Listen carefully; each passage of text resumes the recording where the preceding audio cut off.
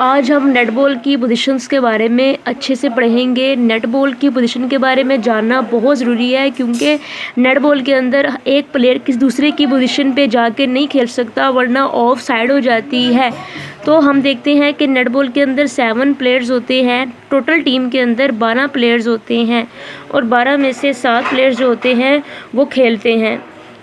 12 players में से कोई प्लेयर भी आप बदल सकते हो और 7 प्लेयर्स की जगह खिला सकते हो उस प्लेयर को। वैसे तो कहा जाता है कि नेट बॉल के अंदर 5 प्लेयर भी गेम को स्टार्ट कर सकते हैं। 5 प्लेयर में से किसी एक प्लेयर को सेंटर का किरदार अदा करना पड़ता है, क्योंकि सेंटर एक पोजीशन है नेट बॉल के अंदर। सबसे पहले गोलकीपर आता है, गोलकीपर के बाद हमारे पास गोल डिफेंस आता है, फिर हमारे पास विंग डिफेंस आता है, फिर हमारे पास सेंटर आता है, उसके बाद हमारे पास आएगा विंग अटैक आ जाएगा, फिर हमारे पास गोल अटैक आ जाएगा और फिर हमारे पास गोल शूटर आ जाएगा। ये 7 के 7 प्लेयर की पोजीशन के नाम हैं। अब मैं इनको लिख लेती हूँ स्पेलिंग के ज़रिए। गोलकीपर, गोल डिफेंस, विंग डिफेंस।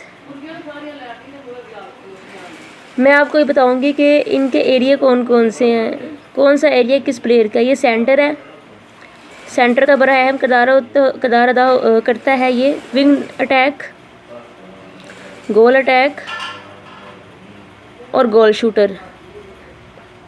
इस तरह से ये मुकम्मल हो चुके हैं।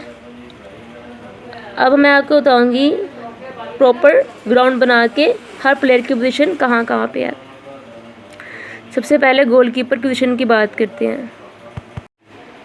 हाँ जी, तो यहाँ पे गोलकीपर जो है उसकी बात कर रहे हैं। ये हमने ग्राउंड बनाया। ग्राउंड के 3 हिस्से होते हैं, एक गोल थर्ड होता है, सेंटर वाला सेंटर थर्ड होता है, बाकी दोनों गोल थर्ड होती है। ये सेंटर थर्ड है। यहाँ पे हम सेमी सर्कल बनाते हैं।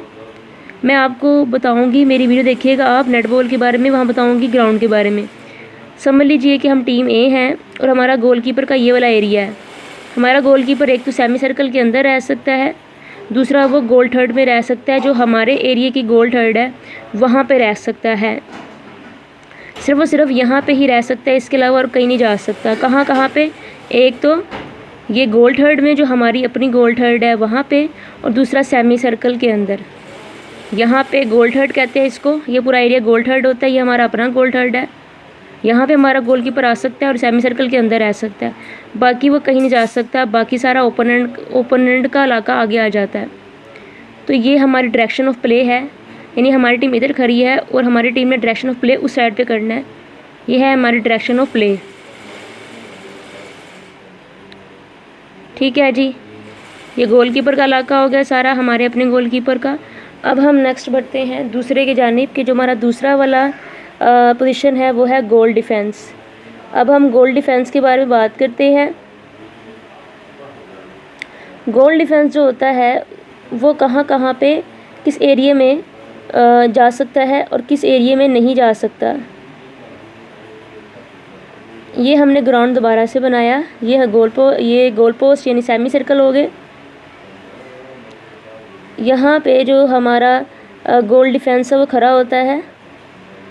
गोल डिफेंस जो है ये हमारा जीके होता है, गोलकीपर सेमी सर्कल के अंदर। गोल डिफेंस एक तो सेंटर थर्ड में आ सकता है, अपने ही इलाके की गोल थर्ड में रह सकता है जहाँ पे खड़ा हुआ है गोल थर्ड में, यहाँ पे आ सकता है, सर्कल में जा सकता है और सेंटर थर्ड में भी जा सकता है। ये सारा इसका इलाका है, गोल थर्ड का एरिया है। बस ये दूसरे की गोल थर्ड में और सेमी सर्कल में नहीं जा सकता। ओपोनेंट टीम की सेमी सर्कल और गोल थर्ड में नहीं जा सकता हमारा अपना गोल डिफेंस, क्योंकि ये ओपोनेंट का एरिया है और हमारा गोल डिफेंस हमारे एरिया में खड़ा होता है और वो सेंटर थर्ड। ठीक है जी, ये हो गया हमारा गोल डिफेंस का एरिया। आपको आई होप समझ आया। अब हमारे पास जो आता है वो है विंग डिफेंस। विंग डिफेंस भी गोल डिफेंस के पास ही खड़ा हुआ होता है।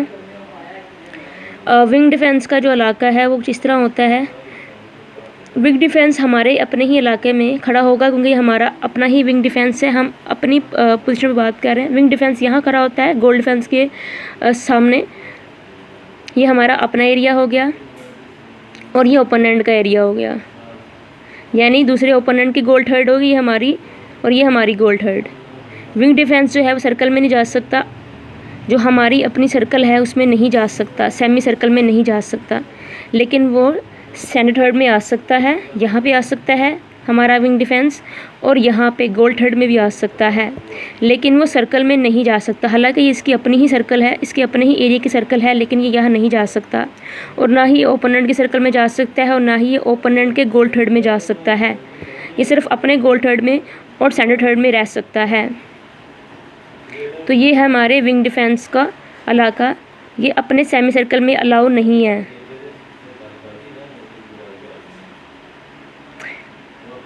यहाँ मैंने समझाने की कोशिश की आपको कि विंग डिफेंस अपने सेमी सर्कल में अलाउ नहीं है, हालांकि गोल डिफेंस अलाउ होता है। ये सारा जो मैं जहाँ जहाँ मैंने फिल किया है सिर्फ इसका इलाका सिर्फ यही है विंग डिफेंस का, सेंटर थर्ड और गोल थर्ड, अपने इलाके की गोल थर्ड। उसके बाद हम देखते हैं मज़ीद, अब हम बात करेंगे सेंटर के बारे में कि सेंटर कहाँ कहाँ पे खेल सकता है। सेंटर को हम जहाँ जहाँ पे खिला सकते हैं वो पूरा का पूरा ग्राउंड है, सिर्फ 2 जगहों पे वो नहीं जा सकता। एक वो अपने सेमी सर्कल में, ये सेमी सर्कल लगाया है मैंने, एक अपने सेमी सर्कल में, एक दूसरे के सेमी सर्कल में नहीं जा सकता, ओपोनेंट के सेमी सर्कल में। इसके अलावा वो हर जगह पे खेल सकता है। इसकी पोजीशन यहाँ पे होती है जहाँ स्टार्ट करता है पोजीशन अपनी, ये बिल्कुल मरकज़ से। उसके बाद ये हर जगह पे जा सकता है, यहाँ पे भी पूरा का पूरा इलाका सेंटर थर्ड से कहते हैं हम इस इलाके को, यहाँ पे भी गोल थर्ड में जा सकता है ओपोनेंट के, और अपने गोल थर्ड में भी जा सकता है, लेकिन ये सर्कल में, सेमी सर्कल्स में नहीं जा सकता। जहाँ पे गोलकीपर खड़ा होता है ये वहाँ नहीं जा सकता, उस इलाके में सेमी सर्कल में नहीं जा सकता। उसके बाद हमारे पास जो नेक्स्ट पोजीशन आएगी उसके बारे में बात करेंगे। ये टीम बी हो गई इस साइड पे, और ये हमारी अपनी टीम ए हो गई। ये हमारा एरिया हो गया। इसके बाद हम बात कर लेते हैं गोल अटैक के बारे में, बल्कि विंग अटैक के बारे में बात करते हैं हम।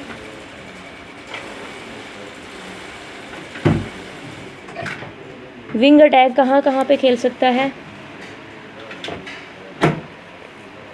विंग अटैक खड़ा होता है ओपोनेंट, हमारा अपना विंग अटैक खड़ा होगा ओपोनेंट के इलाके में। जैसे ये ओपोनेंट है, हमारा विंग अटैक ओपोनेंट के एरिया में खड़ा होगा, और ये ओपोनेंट के सेमी सर्कल में नहीं जा सकता, लेकिन ये सेंटर थर्ड में और ओपोनेंट की गोल थर्ड में खेल सकता है। लेकिन सेमी सर्कल में, यानी जहाँ गोलकीपर खड़ा है ओपोनेंट का, सेमी सर्कल डी बनी हुई है, सेमी सर्कल कहते हैं डी को, ये वहाँ नहीं जा सकता, वहाँ अलाउ नहीं है। सेमी सर्कल में ये ओपोनेंट के अलाउ नहीं है, लेकिन ये गोल थर्ड के ओपोनेंट के गोल थर्ड में और सेंटर थर्ड में जा सकता है विंग अटैक।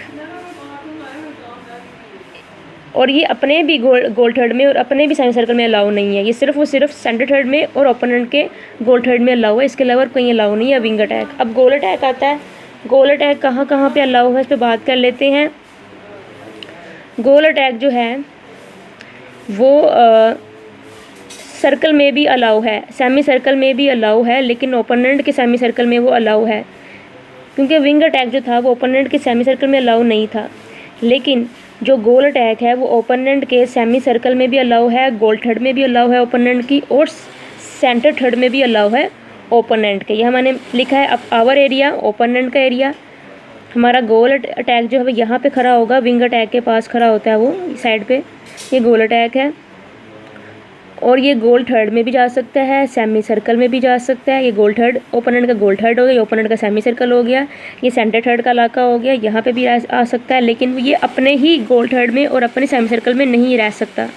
जो साइड पे जिसको मैंने फिल नहीं किया वहाँ पे ये नहीं जा सकता, यहाँ पे नहीं जा सकता, ना यहाँ पे आ सकता। ये अपना ही, हालांकि इसका अपना गोल थर्ड है और इसका अपना सेमी सर्कल है, लेकिन ये यहाँ नहीं आ सकता, लेकिन ये ओपोनेंट के जा सकता है। उसके बाद हमारे पास आखिरी पोजीशन आती है, इसको गोल शूटर कहते हैं। गोल शूटर के बारे में ये है कि जो गोल शूटर है उसकी पोजीशन और गोलकीपर की पोजीशन सेम है। जैसे हमारी अपनी ही टीम का जो गोलकीपर होता है वो सेमी सर्कल में और गोल थर्ड में खड़ा होता है, और आ सकता है वो गोल थर्ड और सेमी सर्कल में अपनी ही टीम का गोलकीपर। इसी तरह जो गोल शूटर होता है वो ओपोनेंट की सेमी सर्कल में और ओपोनेंट के गोल थर्ड में रह सकता है। हमारा गोल शूटर भी ओपोनेंट के एरिया में खड़ा होता है, हमारे अपने एरिया में खड़ा नहीं होता। जैसे ये ओपोनेंट का इलाका है, जैसे मैंने हर बार लिख रही हूँ ओपोनेंट का इलाका, ये हमारा अपना एरिया, आवर एरिया। अब गोल शूटर जो होगा वो यहाँ पे खड़ा होगा और ये ओपोनेंट के सेमी सर्कल में भी जा सकता है और ये ओपोनेंट के गोल थर्ड में, जहाँ ये ऑलरेडी खड़ा है, वहाँ पे भी खेल सकता है। इसके अलावा ये और कहीं पे नहीं जा सकता। यहाँ पे गोल थर्ड में ओपोनेंट के और ओपोनेंट के सेमी सर्कल में, जो कि ओपोनेंट के गोलकीपर की जगह है, ये तमाम पे वो खेल सकता है। गोलकीपर और ओपोनेंट टीम के गोलकीपर और हमारे गोल शूटर की पोजीशन सेम ही है। ठीक है जी, तो ये थी हमारी आज की वीडियो। मैंने आपको यही बताना था कि गोलकीपर, जो ओपोनेंट का गोलकीपर है, जो हमारा गोल शूटर है, उसकी पोजीशन सेम है। गोल यानी गोल थर्ड एरिया में रहना है और सेमी सर्कल में रहना है। तो ये होगी हमारी आज की वीडियो, जो मैंने आपको सारी के सारी पोजीशन के बारे में बताया। चैनल को सब्सक्राइब करना आपने नहीं भूलना, चाहे कुछ भी हो जाए, चैनल को सब्सक्राइब जरूर। और मैंने आपको ये तमाम पोजीशन के बारे में बताया, गोल के बारे में, हर एक की पोजीशन के बारे में बताया। ये 7 पोजीशनें हैं और 7 की 7 पोजीशनों के बारे में मैंने आपको इतनी डिटेल से बताया कि मैं नहीं समझती कि कहीं पे भी किसी भी यूट्यूब चैनल पे ये बात आपको इतनी डिटेल से समझाई जा रही हो, उर्दू ज़ुबान में या हिंदी ज़ुबान में नहीं समझाई जाएगी। इतनी डिटेल के साथ एक एक बात को नहीं बताया जाएगा। और नेट बॉल की पोजीशन के बारे में